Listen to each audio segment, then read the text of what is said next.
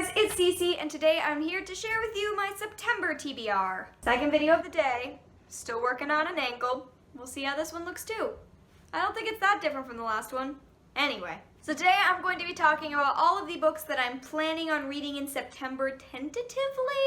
This is what I'd hoped to read. It's kind of all over the place, and it is my first month back at school, so I really don't know what my time schedule is going to be. Plus, I now have an internship, so maybe I'll have more time to read on the train, but that means I get to go into New York City 3 times a week. Yes. I'll tell you guys more about my internship once I actually start, but it is pretty cool, so I'll tell you guys more about it once I actually start the internship. Anyway, let's just get into all of the books that I'm planning on reading in September. So first up, it's important to mention the books that I'm currently reading, and the first of those is Labyrinth Lost by Zoraida Cordova. This is an e-arc. It was sent to me by NetGalley, and this is a book that comes out possibly today. I think it came out today. Basically, this is a book about brujas. It's about a girl, her name is Alejandra, but she goes by Alex, and she is from a long line of brujas, but she doesn't really want the power that she has, so she kind of tries to wish it away. Clearly, that does not go well for her. I'm not super far into this book yet. I'm interested. I think it goes really, really quickly. It jumps right into the action, but I'm just curious about the directions that it's going to take. So I'm currently reading this one. The next book that I'm currently reading is a book for one of my classes, and that is a book called Nervous Conditions by Tsitsi Dangarembga. I think I will let you know more once I actually start discussing this book and I get like a confirmation on that pronunciation. I'm taking a global feminisms course this semester, and this is the one novel that we're reading for that course. I'm jumping right in with it. I'm also reading it for another class, which is Gender and Globalization in Contemporary Anglophone Fiction. I'm also reading this for that. I'm not that far into it yet, but basically it's about this girl. It takes place in Zimbabwe, and I think the first line kind of sets the stage. It is, "I was not sorry when my brother died." So we are hearing the story of how her brother died, as well as her life in Zimbabwe. I'm super interested. I cannot wait to see how this one turns out, because the 3 chapters I've read already have been fantastic. Now onto some books I haven't read yet. So first of all, have to play a little bit of TBR catch-up, because last month I did not read like half of the books that were on my monthly TBR. So I am re-putting on Becoming Nicole by Amy Ellis Nutt. It's going on the TBR again, hoping it goes better this month. This is a nonfiction book. It is about identical twins, but one of them is a trans woman, and so it is just about their journey as a family, her journey especially in becoming Nicole, and I promise I'm really gonna try hard to get to this one this month, guys. Also from last month, I have How to Buy a Love of Reading by Tanya, Egan, Gibson. This is contemporary, like women's fiction. I've talked about it a few times. It's about this girl who doesn't really like to read, so this town decides that they're going to commission a book to be written specifically for her, so she'll love reading. I've had it for way too long. I put it off for yet another month.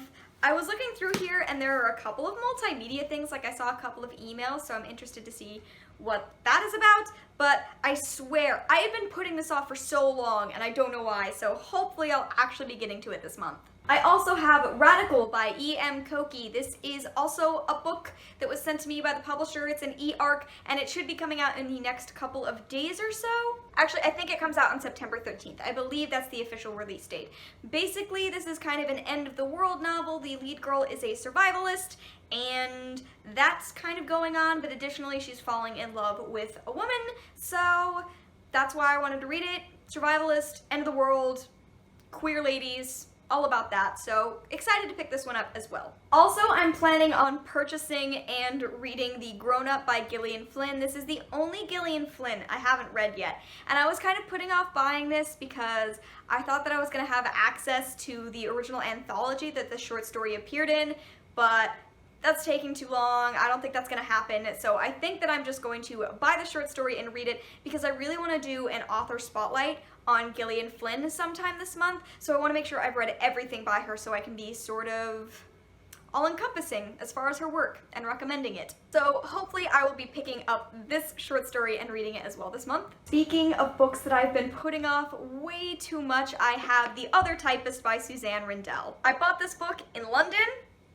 haven't read it yet somehow. It takes place in New York City in the 1920s. It's about a typist named Rose. She types up like confessions and such, that's her job, and then another typist appears, another woman, and there's some kind of mystery about it, so this has thriller aspects, but also these two typist ladies are kind of falling in love. So I'm very curious to see what this one's about. I didn't know for a while that it was a thriller. I just assumed it was like a 1920s ladies, love thin ladies story, but apparently there's more to it than that.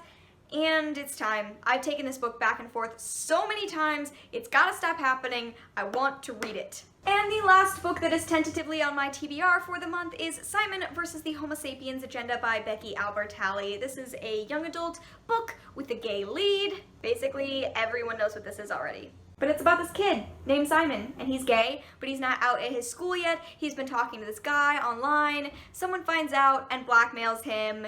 So, but it's also supposed to be like a really, really happy love story. I have heard some people whose opinions I really, really trust as far as LGBTQIA+ books that loved this, so I'm really curious to pick it up. I'm hoping I can get to it this month, because it's been too long and I'm just super curious about it. Okay guys, that is it. That is my TBR for the month. I hope that you enjoyed watching. I don't know if I'll get to all these books this month because my internship involves a lot of reading, so I don't really know what my schedule is going to be, what my availability is going to be. I didn't list a couple books I'm reading for school.